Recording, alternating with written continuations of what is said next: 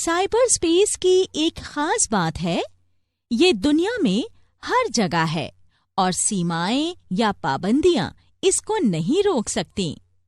दुनिया के किसी एक कोने में बैठा एक इंसान आसानी से साइबर स्पेस के जरिए दुनिया के दूसरे कोने में किसी अन्य इंसान के साथ बातचीत कर सकता है, फोटोज और वीडियोस भेज सकता है।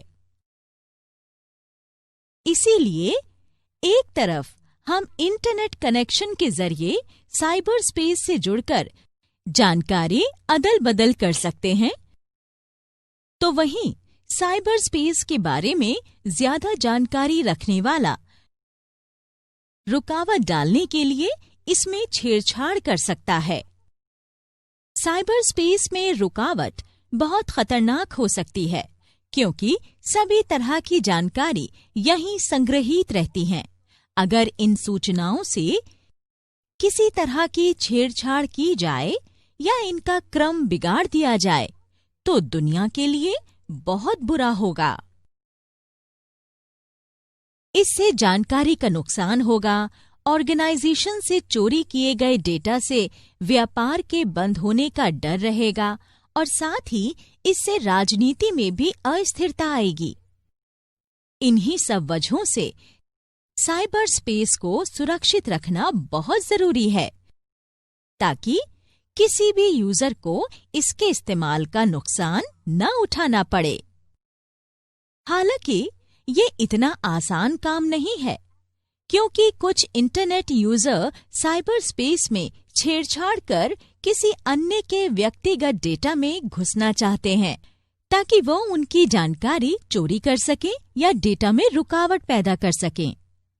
साइबर सिक्योरिटी के लिए जो खतरे हैं, उनमें कई तरह की संभावनाएं और कमजोरियां शामिल हैं।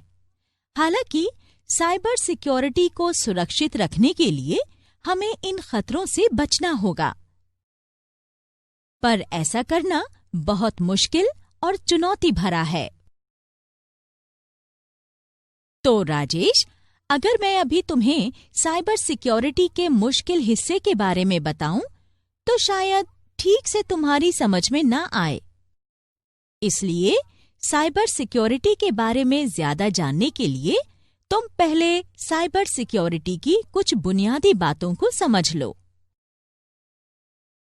ठीक है नंदिता मैम, तो मुझे साइबर सिक्योरिटी की बुनियादी बातों के बारे में और जानकारी दीजिए।